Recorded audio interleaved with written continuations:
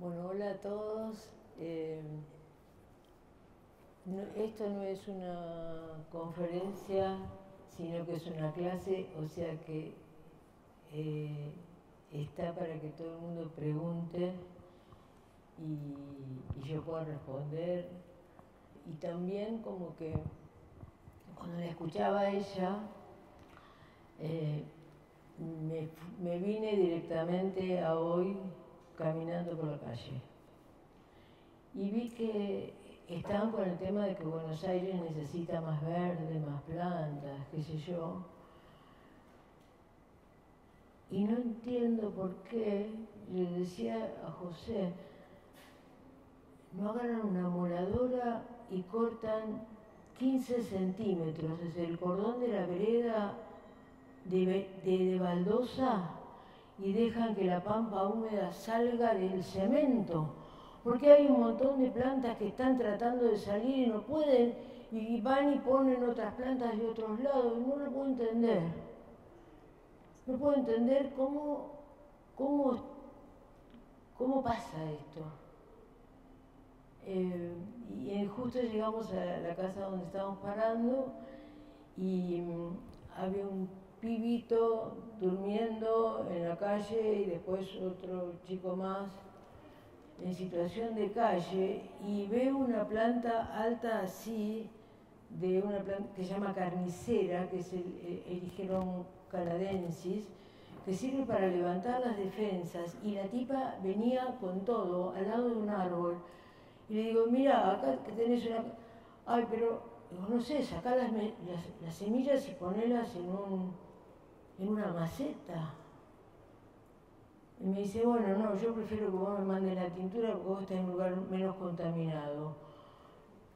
Pero me pasó hace mucho que habíamos ido a lo de Marta Especel, que vino el Chamalú y que se puso a hablar de que íbamos a conectarnos con los árboles, qué sé yo, y nos fuimos frente a TC.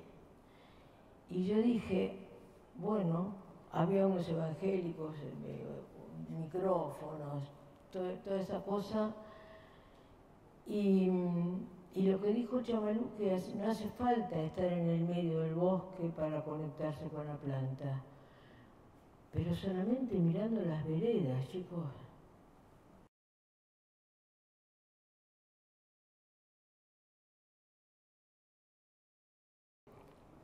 Estamos los humanos bastante jodidos, ¿no? Pero estamos buscando unas cosas que están ahí. Acá estoy hablando de hierba, pero a ver, la cantidad de semillas que vuelan de todos los árboles que hay en las plazas no tienen donde germinar. O sea, levantando un poco de cemento, crecería todo porque se le canta. No hace falta ir a buscar plantas a ningún lado y meterlas y ponerlas y trasplantarlas y armar no sé qué cosa. Es como una desconexión grosa la que hay con el piso. Y es algo que cuando uno lo capta, lo encuentra.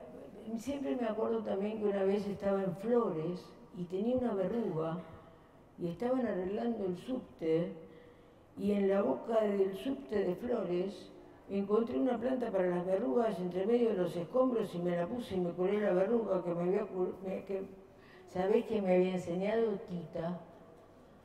Que era una señora correntina que trabajaba en el barrio, era la mucama de una casa, y nos mostraba una planta que yo se la marqué a vos, que está ahí y crece entre las baldosas. Entonces, es algo que uno se cree que para estar en contacto con la naturaleza tiene que estar en el medio del bosque. Entonces ustedes tampoco son naturaleza. A ver.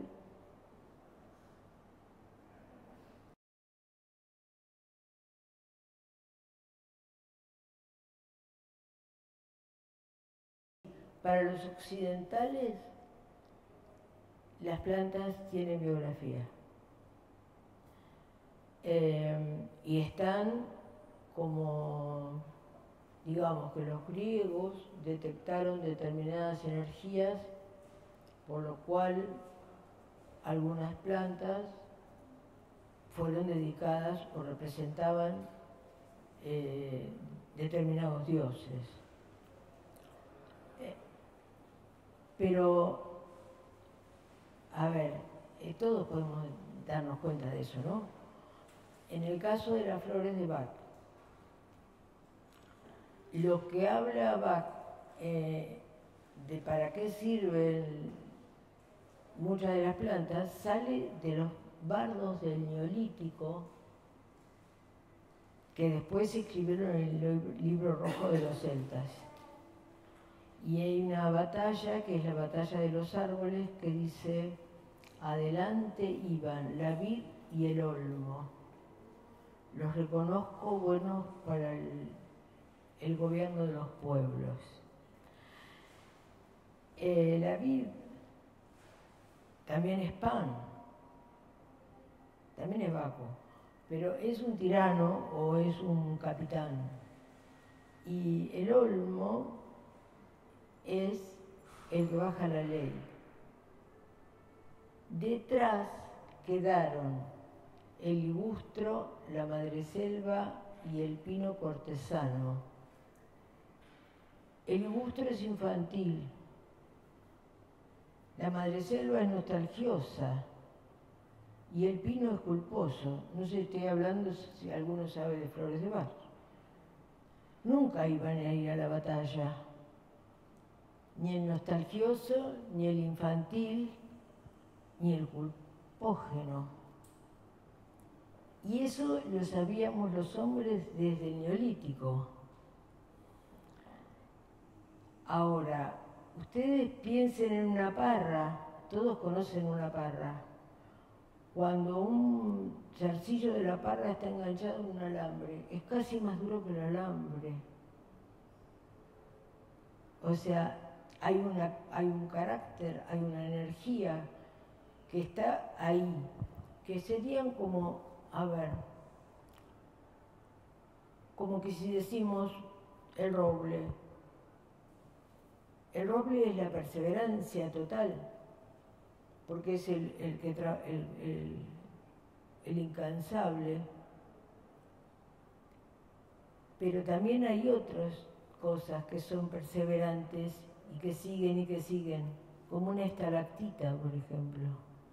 O sea, es como que hay un montón de energías que se manifiestan que tienen que ver con la función.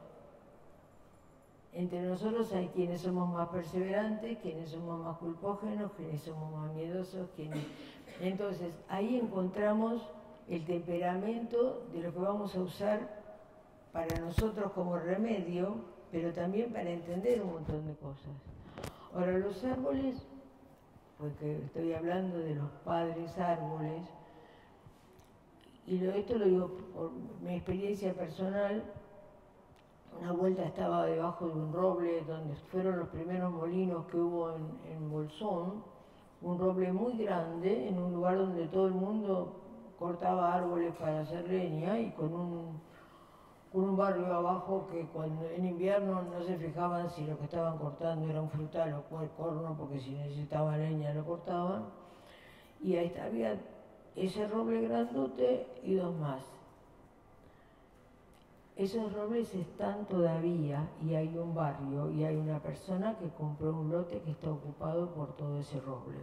El día que yo me fui hacia abajo de ese roble dije: me voy, porque al final la gente hace cualquier cosa, corta los árboles. Y me quedé abajo del roble y cerré los ojos, y fue como que sentí que me decía: vos estás en un tiempo que no tiene nada que ver con el mío. Porque el que lo plantó ya se murió hace un montón, y el tipo va a seguir ahí, y además había un montón de robles chiquititos, y hay algo muy eterno en el vegetal, que además los hijos vuelan. Por ejemplo, estamos con que los incendios, que son un bajón, que están provocados, algunos, otros no. Yo vivo en un lugar donde el desemboque del lago, que después termina en Chile, tiene un cañadón gordo, ancho, se ve en el paisaje. Cuando en otoño viene el viento del lago, y son muchos kilómetros, se siembra la ladera de la montaña que está enfrente. Y nosotros nos creemos que haciendo bolitas de fufuca y arcilla vamos a ayudar a la depredación que sucedió con el incendio. No, se nos matan de risa. Lo que pasa es que nosotros creemos, no nos gusta, porque el árbol tarda más en crecer. Entonces, ay, mira, se quemó. Pero al año, cuando vos ves la vida que sale después del incendio, te das cuenta que lo que pasa es que nosotros tenemos otra noción del tiempo. Y mañana, cuando no puedan arreglar mucho las veredas, se van a dar cuenta de que van a salir un montón de plantas de abajo del piso.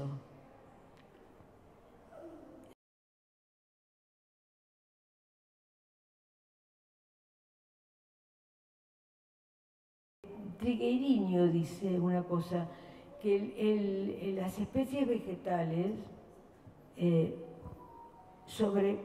no desaparecieron casi ninguna, sino que mutaron. Por ejemplo, pasa con el equiseto, con el licopodium, que en su momento, cuando todavía no existía la flor y había dinosaurios, eran enormes, eran tremendos bosques. Ahora están más chicos, tampoco hay dinosaurios, pero los tipos no desaparecieron. O sea, tiene un poder de adaptación el vegetal.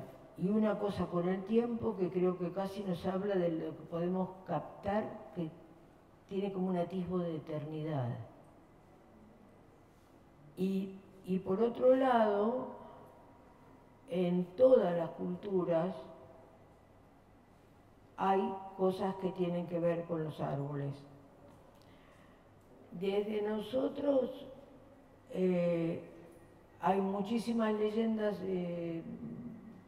comunes, casi todas las que tienen que ver con la colonia y todo eso son siempre que una chica iba por ahí y un español se la agarró y que después se transformó en algo, es siempre el mismo cuento. Pero hay otras cosas que no, que tienen más que ver con la característica del árbol. Y lo vemos en las leyendas anteriores. Todo lo que sea, lo que se habla de los árboles, por ejemplo en el sur, son leyendas de los mapuches o de los tehuelches. Y hay con la leyenda del Pehuen de la Araucaria, siempre empieza, cuando se lo cuenta alguna vieja, que la historia es de cuando todavía los árboles caminaban. Y con el Pehuen lo que tenemos es que el Pehuen es un dios vegetal, porque la mayoría de los árboles son como un medio para conectar con, ¿no? Porque arriba de tal árbol apareció la Virgen de no sé cuánto, o si la gente, digamos, los loncos se suben arriba de un canelo para poder como contar qué es lo que viene o qué es lo que hay que hacer, o sea, lo usan como para canalizar. Pero en el caso del Pehuen, el Pehuen era venerado como un dios y además no se quema el Pehuen.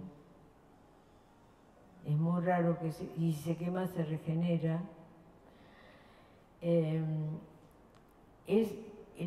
La gente lo veneraba como un dios, pero no se comía los piñones y tampoco sirve mucho como leña.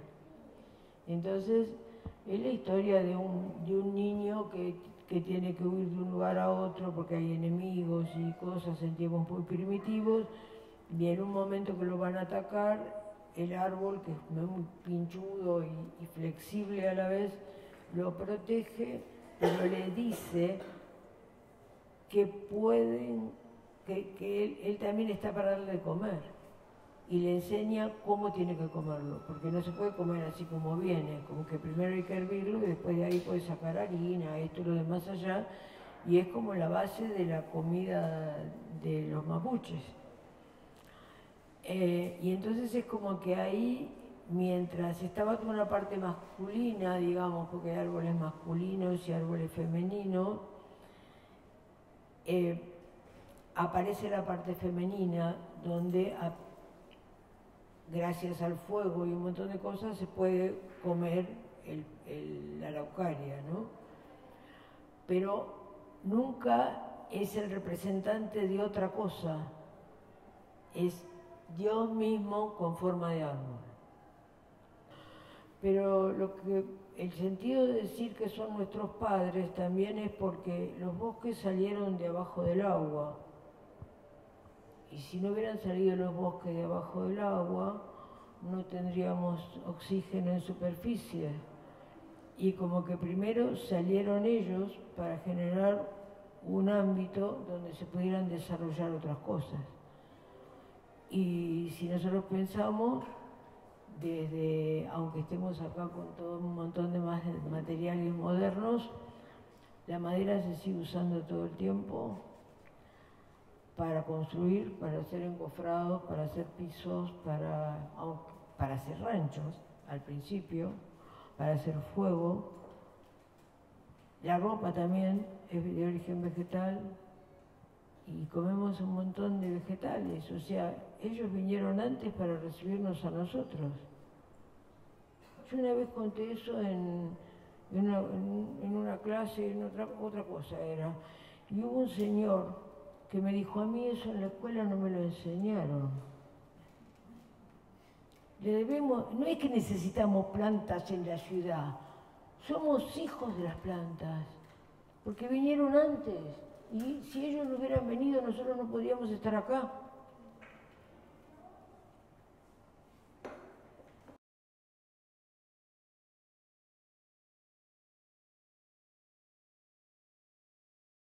El cambio climático también se debe a que estamos depredando un montón la flora. No solamente a que por ahí, no sé, hay cambios geológicos, ponele, o el tema de lo que hacemos nosotros. Mucha parte, a ver, ponele, el cambio climático en el sur empieza en el sur, con las grandes represas de Alicura y desde antes con el Chocón, que son los que traen luces a las grandes ciudades. Las grandes ciudades son responsables de un montón de cosas que pasan afuera. Porque si nos ponemos a pensar en este momento lo que pasa con Chubut, de ahí hacer un pueblo sacrificio, aunque el país viene más o menos así, hace mucho. Entonces, no importa lo que pasa con el agua, si va a ser un pueblo sacrificio, no importa que se queme todos los alerces, porque entonces después se va a poder lotear.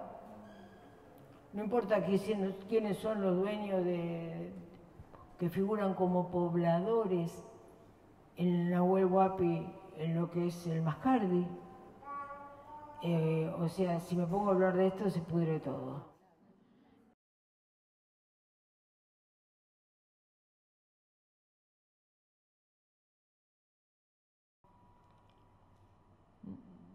Yo me quedo con que si estoy en otro viaje, porque mientras tanto estoy trabajando, yo trabajo de curandera, o sea, no es que me olvide, pero uno tiene que estar presente, nunca sabes qué es lo que va a pasar ni cómo siguen las cosas. Lo que sí te puedo decir que cualquier cultura alternativa, a pesar de que hay monstruos grandes que pisan fuerte, te permite estar un poco más feliz e intervenir desde algunos otros lugares.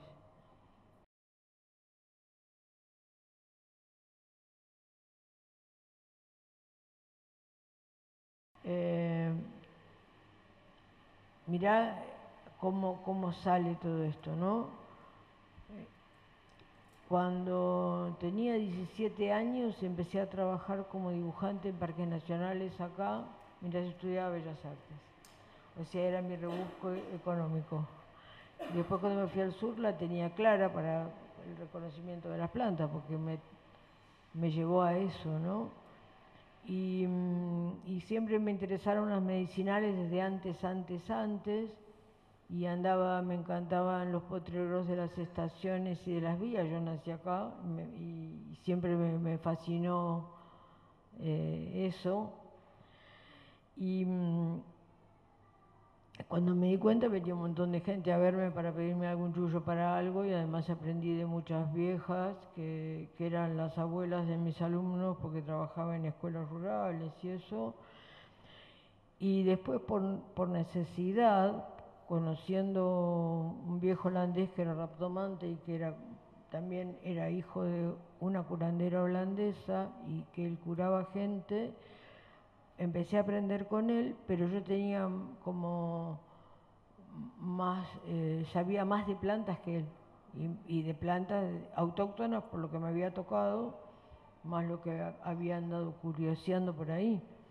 Y yo en este momento, gracias a que me gusta estudiar y que fui a estudiar un poco a Madaus, un laboratorio de acá y todo eso, y como había algunas plantas que yo conocía pero que no estaban en los libros comunes de medicinales de acá, porque hay mucho más del norte que del sur, terminé teniendo un vademecum y una farmacia muy nutrida, que es lo que uso yo para trabajar y que le puedo enseñar a un montón de gente, pero como picoteando de diferentes lugares. Pero tampoco teníamos una farmacia homeopática, teníamos que pedir las cosas a Neuquén, ¿viste? Y bueno, fuimos armando como una propio botiquín de la zona, donde casi todo lo que tengo yo, menos dos o tres cosas que compro porque no hay y que me parecen importantes, están todas alrededor de nosotros. Yo creo que el tema es eso, mirar lo que hay alrededor.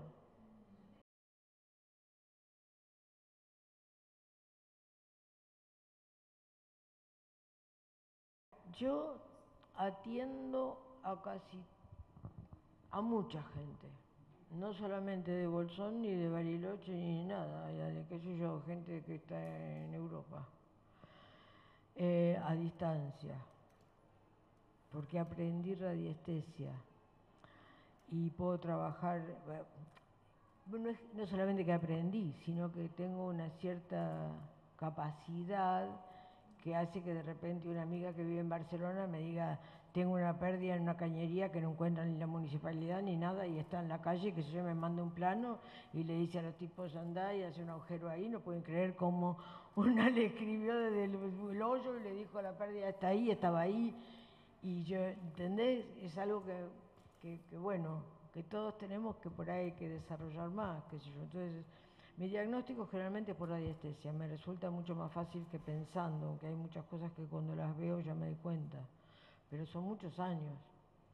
Yo empecé a trabajar a los 40 más o menos con este holandés, y después seguí trabajando por mi cuenta, pero antes como que estaba todo el tiempo indagando en las viejas que eran con viejas como yo cuando yo tenía 30, qué sé yo.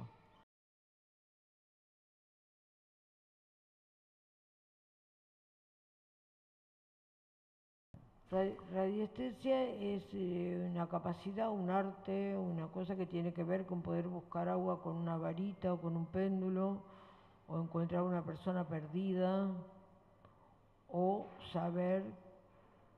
Yo tengo como una cosa con las plantas, o sea, y el que aprendió, yo aprendí con un viejo que él sabía qué te pasaba en qué órganos. Yo te busco las plantas que están con vos y te explico para qué sirven y te pregunto, te pasa esto, te pasa lo otro, pero entro por la planta. ¿Se entiende? Tengo una lista ahí de plantas, porque si no las tuviera escritas, tendría que acordarme mucho, ¿viste? Y voy leyendo y cuando me marca te pregunto, ¿te pasa esto, te pasa lo otro? Y vos me contestás, qué sé yo. Y entonces ahí armamos más o menos. Y trabajo con plantas, con minerales, con alguna cosa animal, pero poquito. Eh, que yo apis y vespa o que yo que los hago yo, pero porque también como que encontré muchas cosas que estaban en la homeopatía y después me encontré un farmacopedium y empecé a preparar algunas cosas según ese farmacopedium para tenerlo. Si caminás un poco y con alguien que sepa de plantas, con que miren lo que hay entre medio de una baldosa y entre medio de las baldosas vas a encontrar un montón de remedios. Lo que pasa es que por ahí el de la baldosa va a estar muy lleno de plomo y de un montón de cosas. Pero una vez que lo conociste en la baldosa, puede ser un lugar menos contaminado, o bien agarrar semillas del que está en la baldosa y ponerlo en un lugar más cuidado que la calle. Pero acá hay una yerba meona que está buenísima para los riñones y que sirve para las verrugas. Tenés bolsa de pastor, por ejemplo, que hay por todos lados, paico hay por todos lados, palam palam. Hay muchas plantas, qué sé yo, y plantas de jardín también que se usan.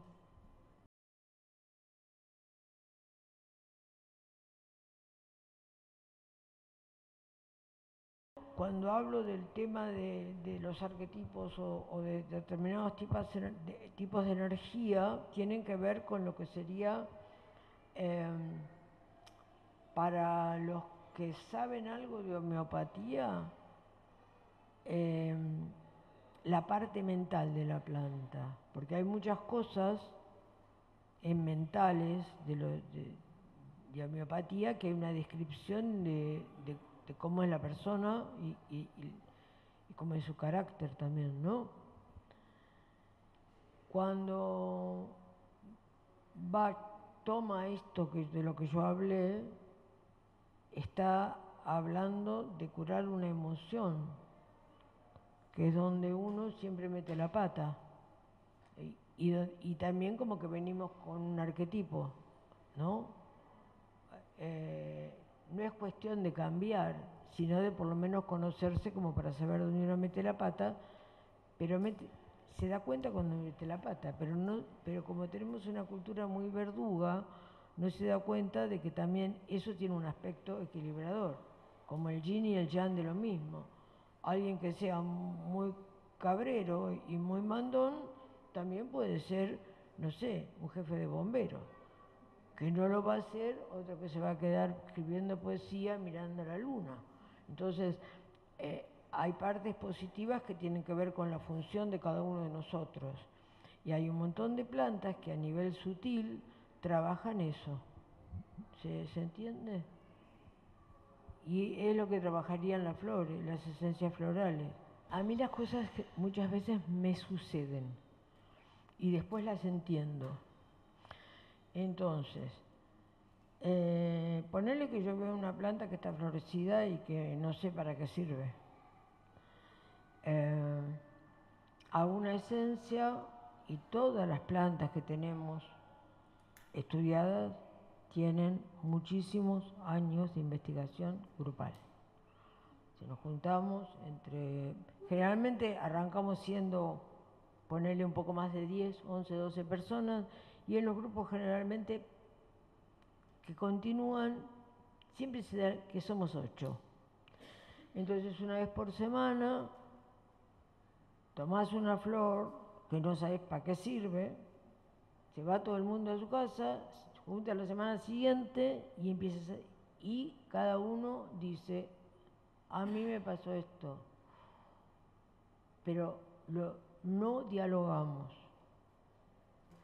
Ponele, cuando encontramos una planta que es Europa, que se llama Viburnum opulus, que es una planta muy importante en homeopatía, que sirve para todo, es todo femenino el Viburnum opulus, porque tiene que ver con los genitales femeninos y se llama mundillo y copo de nieve, y allá hay mucho porque lo trajeron los polacos más que nada para buenos partos de sus mujeres y de los animales, porque sirve para los partos, para la menopausia, para todo, y tiene, bueno, y habíamos hecho la esencia floral, yo para ponerte un ejemplo, y una empezó, ¿sabes que sentía un dolorcito por acá, como cuando estás por menstruar, pero no?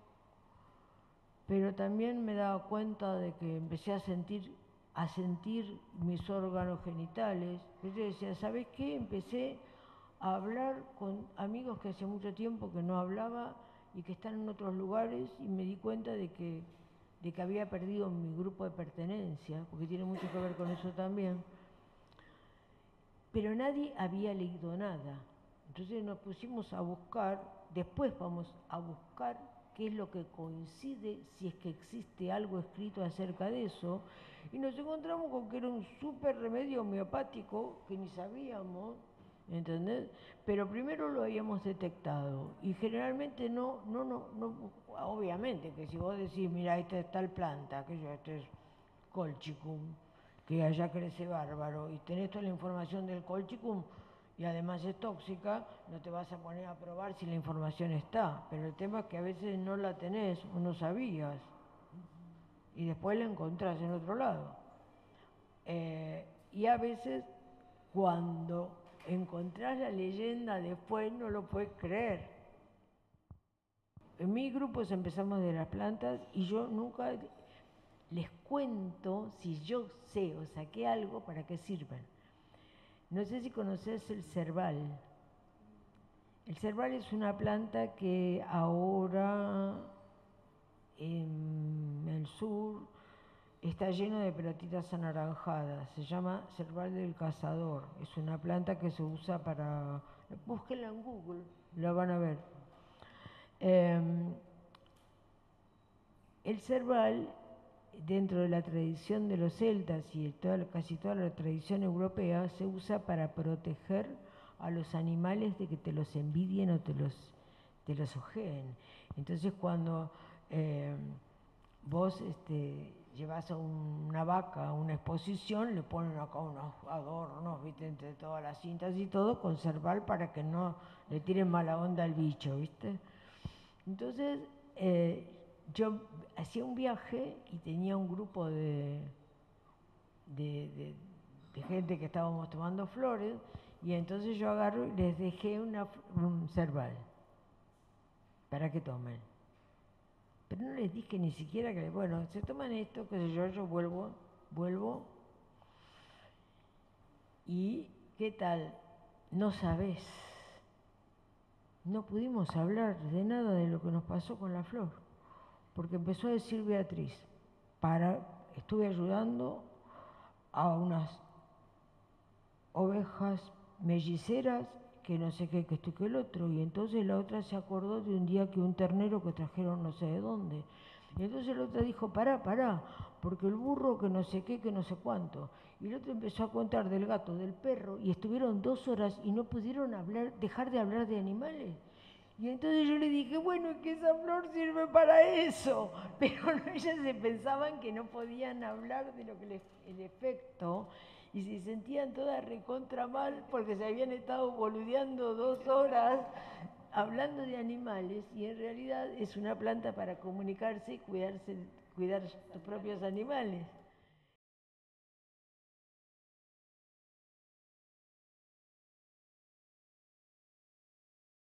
Todos los pinos y los abetos son como un bidón de querosén, porque son muy resinosos, y cuando se prenden explotan y saltan, y en realidad un incendio en un bosque de pinos que no son pinos, son abetos, muy resinosos, es un tema. Ahora, vos pensás que el ciprés se usó para maderar muchísimo, es el único que está protegido, porque no está protegido el maitén, no está protegido el alerce, no está protegido el mañú, ni el tineo, ni ninguno de los otros. Ni el ñire, ni la lenga. Y la lenga en Ushuaia la sacan como si fuese, no sé, algo que no sirve. Cuando tenemos que todos los bosques australes, que como la lenga, como el ñire, que los europeos están comprando porque ni siquiera ellos tienen hayas, porque las reventaron a todas, son los que reciclan las lluvias ácidas y están a la altura que están o a la latitud que están para separar la acidez del agua. A ver, entonces, es súper importante que haya ñire achaparrado y lenga, porque depende de la calidad del agua.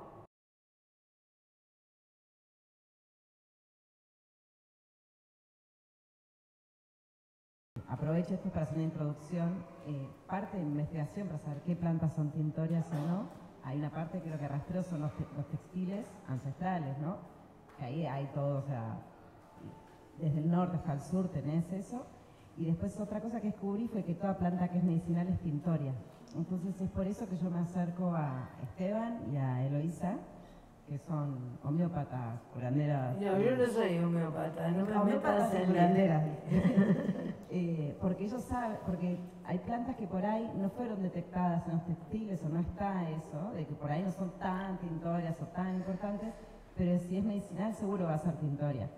Entonces para mí, y para mí también, de que una planta que sea medicinal, esa su tintoria, es como una gran tesis, al menos de pensamiento, porque como el color, pienso el color como una bomba expansiva de salud y conocimiento, porque abre también toda una cosmogonía que por eso me interesa compartir con personas que saben del tema más medicinal o diferentes, digo, porque Eloísa sabe mucho también de mitologías, para tratar de desplegar más el color, más allá de su pigmento, digamos. Hay algo que tiene que ver, todos estos árboles están pintados con plantas y árboles, y hay algo que trasciende el color, que es como estar, creo que sería algo más chamánico, ¿no? Estar en presencia de la planta, porque cuando yo también hago la pintura, la macero, la hiervo, o sea, también me respiro la planta y también entro en un diálogo como profundo en eso.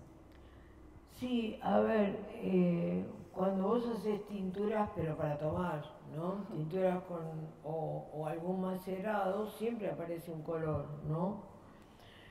Y también depende del momento de la planta. A vos te sirve saber cómo está la planta para determinadas cosas. Por ejemplo, en el caso del hipericum. El hipericum es una planta europea, pero que se plantó hace muchísimos años ahí por una gente que quería plantar hipericum y después se extendió gracias a lo que hacían flores secas, que la empezaron a usar y se fue para todos lados. Pero el hipericum, la hipericina es magenta. Cuando vos juntás las flores que están en capullo y con las primeras que se abren, que es el momento donde podés captar mayor hipericina, haces con los dedos así las flores amarillas y te quedan los dedos violetas, re violetas. Y visto, digamos, desde el lugar de la asignatura, cuando empiezan a estar abiertas todas las flores de arriba, ya la hipericina baja y el color rojo que te daría en un aceite, porque la puedes diluir en diferentes cosas, ¿no? Se va al pie. No es igual. El hipericum tiene la propiedad de bajarte lo que tenés en la cabeza y llevarlo a la acción. Es como que te saca algunos miedos también, porque por ahí, no sé, te imaginas algo, le tenés miedo a algo y eso te paraliza y no lo bajás a la acción de ver qué pasa con esto, ¿no? Y con la planta pasa lo mismo, y si vos la juntas fuera de época, es un súper astringente. Entonces, hay gente que dice, yo tomo Hipericum porque es un antidepresivo. Le digo, sí, pero juntarlo en un buen momento, porque si no te vas a deprimir porque lo vas a cagar.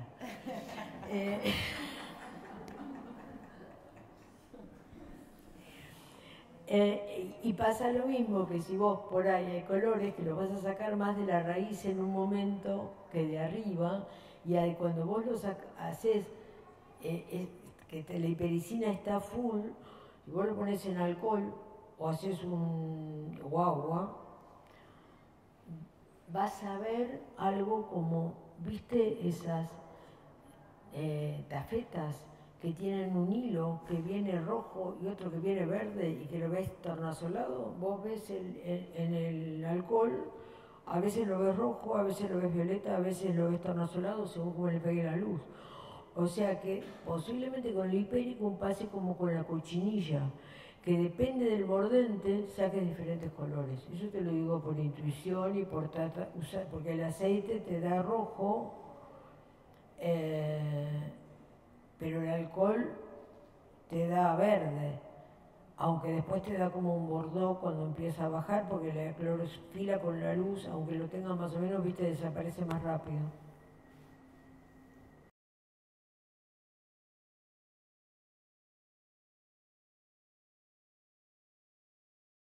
No sé si ustedes conocen a un chileno, y si no, búsquenlo, que se llama Gastón Paulete, o Paulet, Poblete. Es con ese, sí, Soblet. Bueno, él respeta mucho a otro que se llama Siley Mora, que tiene todo un trabajo con los refranes mapuches, ¿no? Yo tengo un trabajo de los árboles, que son 30 árboles, y esos 30 árboles los hicimos cartas en un momento, y después, para acompañar eso, busqué cosas que tenían que ver con el árbol en sí, y muchas cosas son de lo mapuche y muchas cosas son de lichín. Y lo que pasa con Gastón, que Gastón dice que de todas las culturas americanas, los únicos que no construyeron ni pirámides, ni templos, ni nada, fueron los mapuches. Y él dice que no era porque estaban más atrasados o qué sé yo, sino porque ellos viven en el medio de una creación donde los pillanes están adentro de los volcanes, donde los dioses son las araucarias, y donde ellos también forman de eso todo, y no quieren romper esa maravilla de donde están viviendo. Son parte de. Cuando él habla del tema del taoísmo, digamos, ¿no? Del Tao, habla de que se parece mucho, digamos, y yo me di cuenta de que trabajé muchos años con lichín, y entonces empecé a tomar las mutaciones y anotar las plantas que tenían que ver con esas mutaciones. Y como que, bueno, usar por el lichín como un método de diagnóstico o no, pero bueno, en esta mutación, en esta situación, estas plantas andarían. Y el laburo de las cartas tiene más de 20 años, tiene un montón de cosas de lichín y un montón de cosas de los mapuches.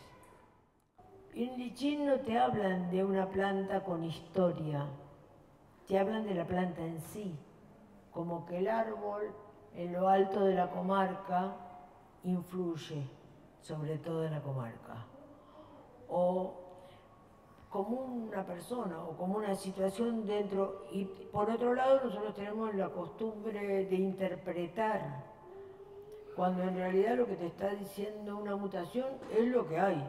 Lo bueno de estar viviendo en lugares como el que vivo yo es que no sé, por ejemplo, la merma. Si a vos te sale la merma en el I Ching, decís, ay, me voy a quedar sin guita, ¿qué pasa? La merma es que el lago, cuando recibe el sol y falta humedad en la montaña, el lago es el último hijo del cielo con la montaña.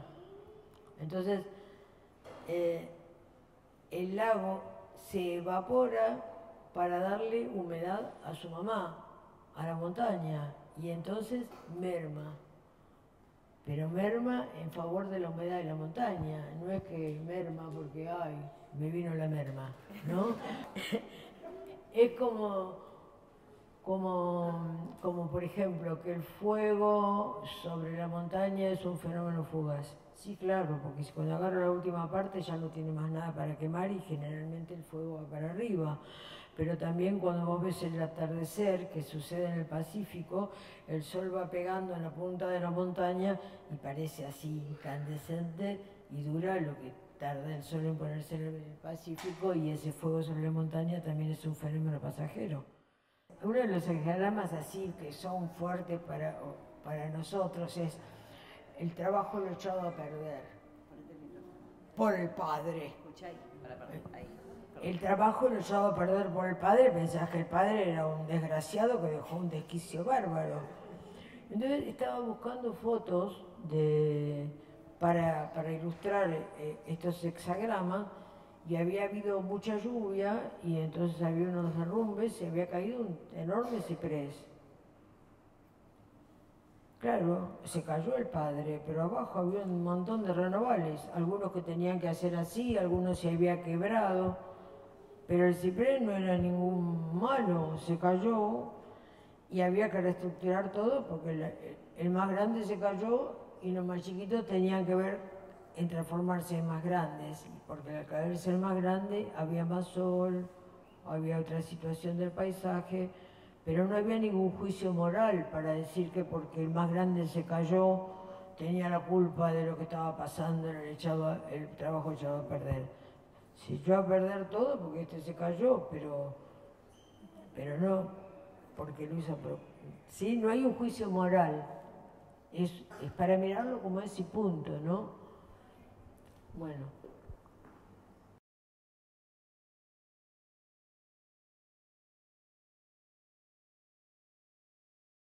Las esencias florales, como las haces con el sol, con agua, hay color, hay forma, lo que conseguís es un grado de vibración mucho más alto que el que se puede conseguir triturando una planta que ya estaba seca y haciendo dinamizaciones. Porque la preparación en sí es más sutil y tenés una forma, como la de la flor, que siempre es mandálica, más el color a través de la luz, que si lo sabés cuidar, porque también necesita un lugar que no tenga mucho ruido, aparte, porque el agua se contamina fácil con el ruido, y son preparaciones más lábiles que sería lo que sería una preparación homeopática. Pero si la podés guardar bien, una madre de una floral te podría servir casi como una 30 de homeopatía, pero con mucha más vibración.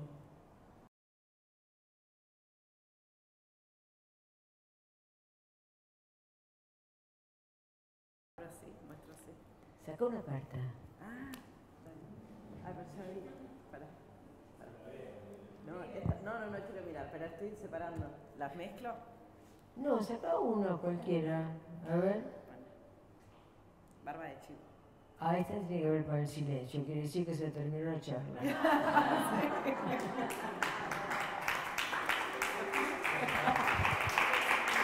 bien.